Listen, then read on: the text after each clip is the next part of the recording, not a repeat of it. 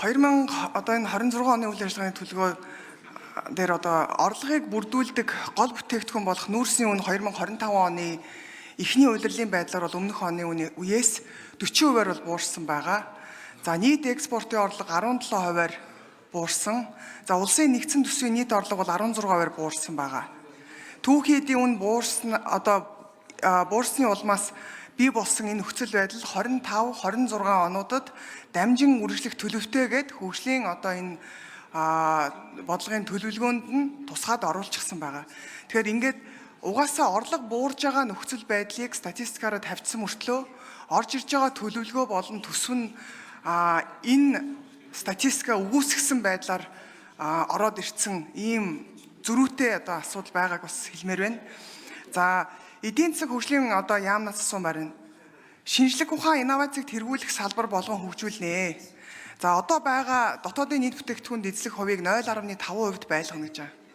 Угаасаа статистикийг харах юм бол бараг дунд чинь өөрөө 0.5% л зарцуулалт хийж байгаа. Гэсэн мөртлөө энд нэг асуудал байгаад байгааг би ойлгохгүй байгаа. Боловсролын яамд ихтэй сургууль нь харьяалагдаад байдаг. Тэгсэн мөртөө эрдэм шинжилгээний байгууллага нь эдийн засгийн хөгжлийн яамнасаа эрдэм шинжилгээний байгууллага мөн гэсэн чиглэлээ баталгаажуулаад байдаг. Мэдлэг бүтээж байгаа газар нь өөрөө хөрөнгө оруулалт хийж R&D буюу энэ судалгаа хөгжүүлэлтийн ажлыг хийдэг юм уу? За энэ одоогийн байдлаар бол эдийн засаг хөгжлийн яам энэ эрдэм шинжилгээний байгууллагаас ямар ч гарсан судалгаа мэдлэг хөгжүүлсэн одоо мэдээлэл датанууд ерөөсөй гараагүй. Шинжлэх ухаан технологийн одоо арга хэмжээний зардлыг харах юм бол үндсэндээ бараг 24 онд нийт 76 орчим тэрбум төгрөгийн мөнгө зарцуулснаасаа 82.3% нь зүгээр л урсгал зардал. Тэгэхээр эн чинь гол инновац технологи хөгжүүлдэг байх ёстой мөнгөө зарцуулахгүй зүгээр л тэнд нэг хэдэн эрдэм шинжилгээний ажилчид цалин аваад суугаад байгаа юм биш үү? Тэгэхээр энэ өөрөө бүтэц тогтолцооны хувьд өөрөө алдаатай учраас эрдэм шинжилгээний байгууллага хөгжихгүй яваад байна шүү дээ. Тэгэхээр энэ салбарууд чи яаж өсөж хөгжих юм бэ гэдэгтэр бас хэлмээр байна. Иннээс болсоор байгаад бид нар brain drain буюу одоо чадвартай залуучуудаа гадагшаа алдаад дууслаа.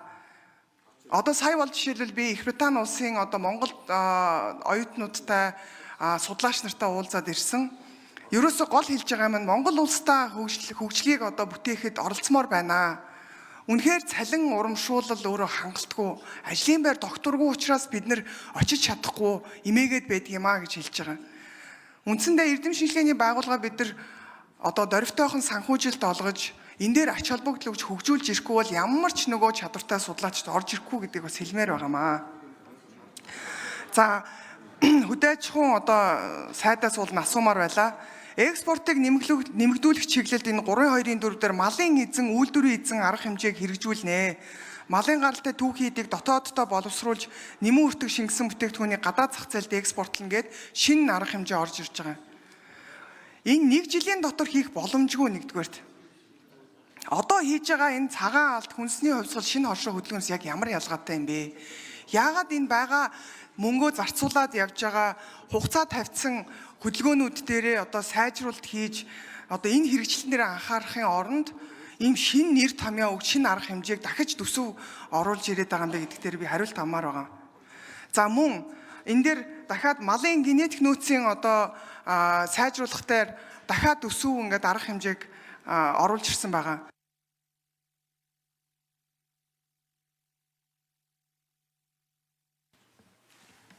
За Мантхай гишүүнд 1 минут нэмж өгье. Ер нь манайх ингээд аливаа төлөвлөгөөг суур судалгаатай, үндэслэлтэй, өнгөрсөн хугацаанд хийсэн алдаа дутагдлыг үр дүн дээр үндэслэж төлөвлөдөг тэгээд төсвөө одоо зөв хуваарлдаг баймаар байна. Малын генетик нөөцийн үнэлгээ хуулиараа бол 3 жил тутамд хийх ёстой. Гэтэл сүүлийн 6 жил хийгдээгүй ирсэн байгаа. Бид нар энэ үнэлгээг хийж иж ямар ажлыг төлөвлөж одоо малын генетик фондын асуудлыг яаж сайжруулах хамгаалахтай холбоотой ажлын төлөвлөгөөнүүд улсын одоо энэ хөгжлийн төлөвлөгөө болж сууж төсөвт одоо бас яг суугдаж орж ирэх хэрэгтэй байгаа. Тэгтэл энэ 6 жил хийгдээгүй юм чинь бид нар одоо энэ төсөв дээр оруулж ирсэн төлөвлөгөө төсвийг дэмжиж явхад бол би бол учир дутагдaltaй гэж харж байгаа. Тэгээ энэ дээр би бас одоо хариулт авмаар байна. За 3-2-2-1 дээр бэлчээрийн усан хангамжийг нэмэгдүүлэх арга хэмжээний хүрээнд бас ингээд төлөвлөгөө оруулж ирсэн байгаамаа. Монгол орны одоо усны нөөц өөрөө багасч байгаа. За эдийн засгийн хөгжлийн яамнаас хариулт өгье. 4-р энэ дэр.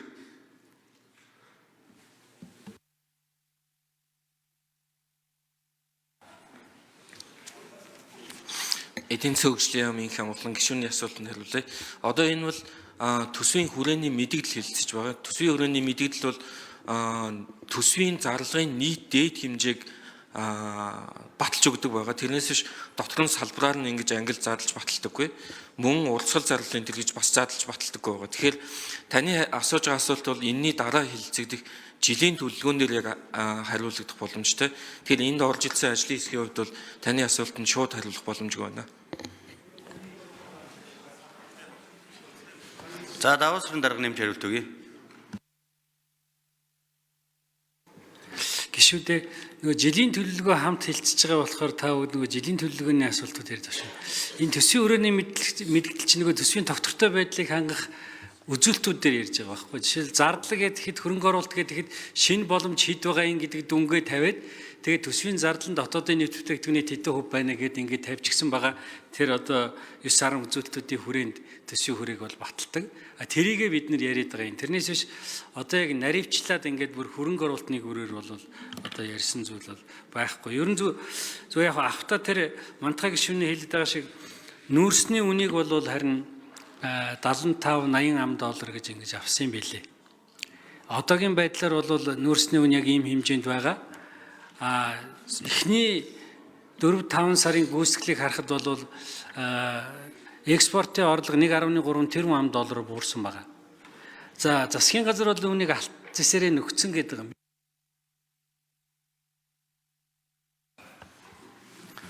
За. Мэндүүрийн мантхай гишүүн тодруулж сууя.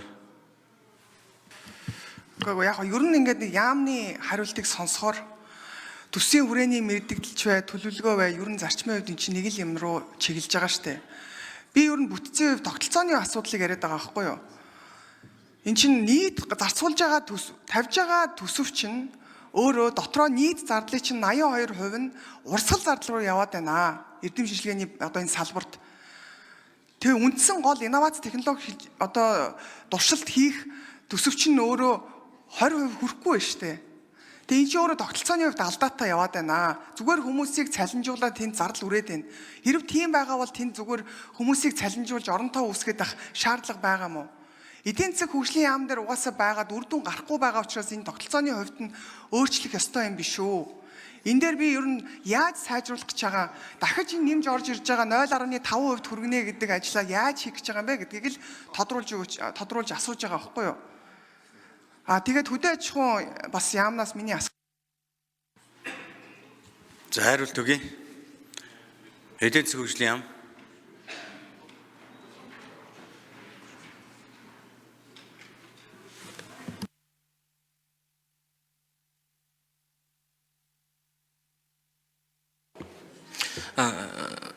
Миний хариулт адилхан л байна гişүн. Энийний дараа яг ажлын хэсэг дээр салбар хариуцсан асуудал хариуцсан төрийн нэрийн бичгийн дарганаар яамдын төлөөлөл газрын дарганаар орж ирнэ. Яг тэр үед яг энэ тогтолцооны асуудал дээр яг холбогдох хариуцсан үнэн тодорхой хариулах байхаа гэж бодож байна. За төсвийн байнгын орон дарга даваасрын дарга нэмэлт хариулт өгье. Яг зүгээр яг энэ бүтцийн асуудал байнгын орон дээр хөндөгдөөгүй л дээ. Зүгээр би гишүүн асуусан учраас бас хариулцгаая. Дараагийн яг энэ хөрөнгө оруулалтын асуудал энэ төр яригдэхээр бас хөрөнгө оруулалт чинь шинжлэх ухааны урсгал санхүүжилттэй болсон нэг хамаарлаг болчиход байна. Тогтолцооны хувьд буруу байна гэдэг нь бол би бас үнэн байх гэж бодод байгаа юм. Шинжлэх ухааны технологийн сангаар дамжаал ингээд урсгал зардал санхүүжүүлэл тэнд нэг хэдэн эрдэмтэн тэнд нэг хэдэн академичд ингээд сууж байгаа байхгүй юу? Хөдөлж байгаа юм байхгүй, өөрчлөгдөж байгаа юм байхгүй. Академийнх нь нэг 3-4 жил болоод цалингаа нэмнэ гэж их хурлд оролж ирэл тэгэл цалингаа нэмдэг төсвөө нэмдэг. Тэгээ ийм зүйл бол байгаа бах. Гэхдээ энэ бол нөгөө төсвийн хүрээний мэдээлэл дээр хөндөгдөх асуудал бас яг эхний хилцүүлэг дээр бол болох байсан юм. Тухайн үед нөгөө одоо сайд нар нь яг байж байгаа үед нь бол та нар одоо энэ асуудлуудаа яаж бүтцийн хувьд яаж шийдэх гэж байна гэж. Одоо болохоор нөгөө оруулж ирсэн эдийн засгийн хөгжлийн сайдын чалга Тэгэхээр ер нь цаашдаа энэ 25 он 27 оны төсвийн төсөөлөл 2000 одоо энэ 26 оны үйл ажиллагааны төлөвлөгөө дээр одоо орлогыг бүрдүүлдэг гол бүтээгдэхүүн болох нүүрсийн үн 2025 оны эхний улирлын байдлаар бол өмнөх оны үеэс 40%-аар бол буурсан байгаа. За нийт экспортын орлого 17%-аар буурсан. За улсын нэгдсэн төсвийн нийт орлого бол 16%-аар буурсан байгаа. Түүхийн эдийн үн буурсны улмаас бий болсон энэ нөхцөл байдал 25, 26 онуудад дамжин үргэлжлэх төлөвтэйгээд хөгжлийн одоо энэ бодлогын төлөвлөгөөнд нь тусгаад оруулчихсан байгаа. Тэгэхээр ингээд угаасаа орлого буурж байгаа нөхцөл байдлыг статистикаараа тавьсан мөртлөө орж ирж байгаа төлөвлөгөө болон төсөв нь энэ статистика өгөөсгсөн байдлаар ороод ирсэн ийм зөрүүтэй одоо асуудал байгааг бас хэлмээр байна. За эдийн засаг хөгжлийн одоо яамнаас асуумаар байна. Шинжлэх ухаан инновацийг тэргүүлэх салбар болгон хөгжүүлнэ. За одоо байгаа дотоодын нийт бүтээгдэхүүнд эзлэх хувийг 0.5% байлгана гэж байна. Угаасаа статистикийг харах юм бол бараг дунд чинь өөрөө 0.5% л зарцуулалт хийж байгаа. Гэсэн мөртлөө энд нэг асуудал байгаа даа би ойлгохгүй байгаа. Боловсролын яамд ихтэй сургууль нь харьяалагдаад байдаг. Тэгсэн мөртөө эрдэм шинжилгээний байгууллага нь эдийн засгийн хөгжлийн яамнасаа эрдэм шинжилгээний байгууллага мөн гэсэн чиглэлээ баталгаажуулаад байдаг. Мэдлэг бүтээж байгаа газар нь өөрөө хөрөнгө оруулалт хийж R&D буюу энэ судалгаа хөгжүүлэлтийн ажлыг хийдэг юм уу? За энэ одоогийн байдлаар бол эдийн засаг хөгжлийн яам энэ эрдэм шинжилгээний байгууллагаас ямар ч гарсан судалгаа мэдлэг хөгжүүлсэн одоо мэдээлэл датанууд ерөөсөө гараагүй.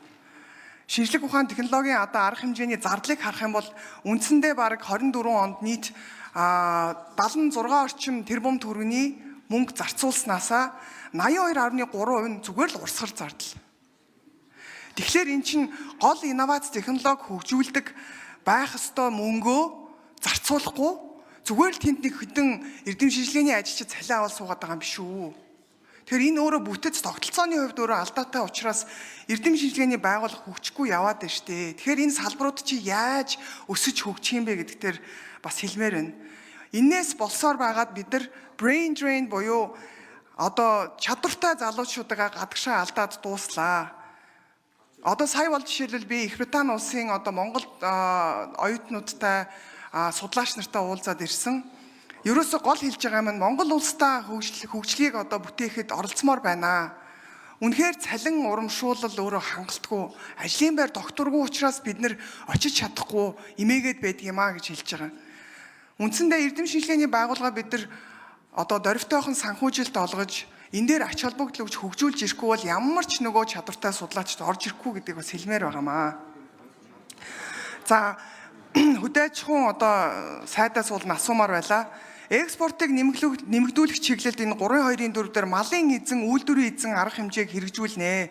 Малын гаралтай түүхий эдийг дотооддоо боловсруулж нэмэн үртэг шингэсэн бүтээгдэхүүний гадаад зах зээлд экспортлно гэд шинэ арга хэмжээ орж ирж байгаа. Энэ нэг жилийн дотор хийх боломжгүй нэгдүгээрт. Одоо хийж байгаа энэ цагаан алт хүнсний хувьсгал шинэ хоршоо хөдөлгөөнөөс яг ямар ялгаатай юм бэ? Яагаад энэ байгаа мөнгөө зарцуулаад явж байгаа хугацаа тавьсан хөдөлгөөнүүд дээрээ одоо сайжруулалт хийж одоо энэ хэрэгжлэн дээр анхаарахын оронд ийм шинэ нэр томьёо өг шинэ арга хэмжээг дахиж төсөв оруулж ирээд байгаа юм бэ гэдэгтэр би хариулт авмаар байгаа. За мөн энэ дээр дахиад малын генетик нөөцийн одоо сайжруулах дээр дахиад төсөв ингээд арга хэмжээг оруулж ирсэн байгаа.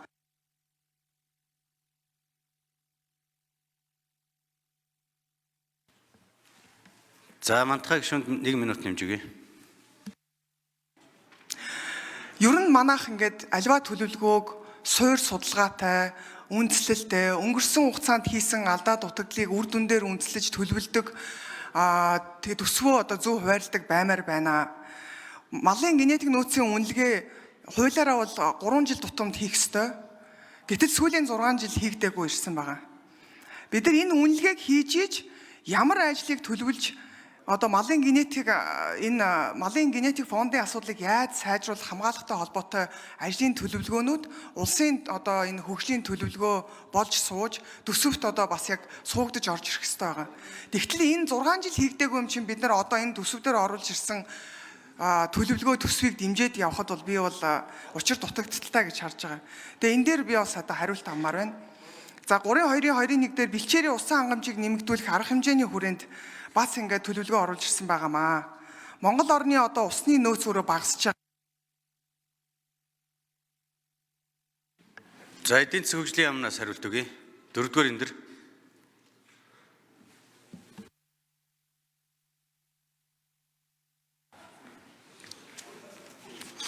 Эдийн засгийн хөгжлийн яамын хямглан гишүүний асуултанд хариулъя. Одоо энэ бол төсвийн хүрээний мэдээлэл хэлэлцэж байгаа. Төсвийн хүрээний мэдээлэл бол төсвийн зарлагын нийт дээд хэмжээг баталж өгдөг байгаа. Тэрнээс биш дотор нь салбараар нь ингэж ангил задлж баталдаггүй. Мөн урсгал зарлалын төр гэж бас задлж баталдаггүй байгаа. Тэгэхээр таны асууж байгаа асуулт бол энэний дараа хэлэлцэгдэх жилийн төлөвлөгөөнөөр яг хариулагдах боломжтой. Тэгэхээр энд орж ирсэн ажлын хэсгийн хувьд бол таны асуултанд шууд хариулах боломжгүй байна. За даваа сарын дарга нэмж хариулт өгье. Гишүүдээ нөгөө жилийн төлөвлөгөө хамт хэлцэж байгаа болохоор та бүгд нөгөө жилийн төлөвлөгөөний асуултууд ярьж байна шүү. Энэ төсвийн өрөөний мэдээлэл чинь нөгөө төсвийн тогтвортой байдлыг хангах үзүүлэлтүүд дээр ярьж байгаа байхгүй. Жишээл зардал гэхэд хөрөнгө оруулалт гэхэд шинэ боломж хэд байгаа юм гэдэг дүнгээ тавиад тэгээд төсвийн зардал нь дотоодын нийт бүтээгдэхүүний хэдэн хувь байна гэдээ ингээд тавьчихсан байгаа.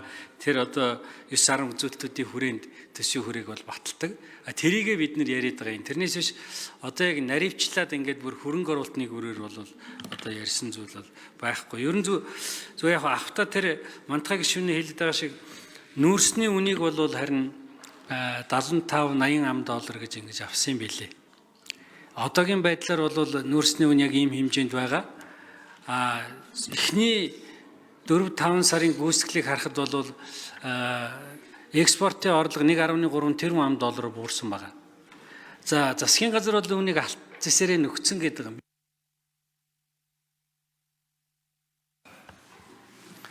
За. Мэндүүрийн мантхай гишүүн тодруулжсоё. Гэхдээ яг ер нь ингээд нэг яамны хариултыг сонсохоор төсвийн хүрээний мэдээлэлч бай, төлөвлөгөө бай, ер нь зарчмын хувьд чинь нэг л юм руу чиглэж байгаа штэ. Би ер нь бүтцийн хувьд тогтолцооны асуудлыг яриад байгаа байхгүй юу? Эн чинь нийт зарцуулж байгаа тавьж байгаа төсөв чинь өөрөө дотроо нийт зардлын чинь 82% нь урсгал зардал руу яваад байна. Эрдэм шинжилгээний одоо энэ салбарт. Тэгээ үндсэн гол инновац технологи одоо туршилт хийх төсөв чинь өөрөө 20% хүрэхгүй байна шүү дээ. Тэгээ энэ чинь өөрөө тогтолцооны хувьд алдаатай яваад байна. Зүгээр хүмүүсийг цалинжуулаад тэнд зардал үрээд байна. Хэрв тийм байгаа бол тэнд зүгээр хүмүүсийг цалинжуулж оронтоо үүсгэх шаардлага байгаа мó? Эдийн засаг хөгжлийн яам дээр угаасаа байгаад үр дүн гарахгүй байгаа учраас энэ тогтолцооны хувьд нь өөрчлөх ёстой юм биш үү? Энэ дээр би ер нь яаж сайжруулах гэж байгаа, дахиж энэ нэмж орж ирж байгаа 0.5% хүргэнэ гэдэг ажлаа яаж хийх гэж байгаа юм бэ гэдгийг л тодруулж асууж байгаа байхгүй юу? Тэгээд хөдөө аж ахуйн бас яамнаас миний асуулт. За хариулт өгье. Эдийн засгийн хөгжлийн яам.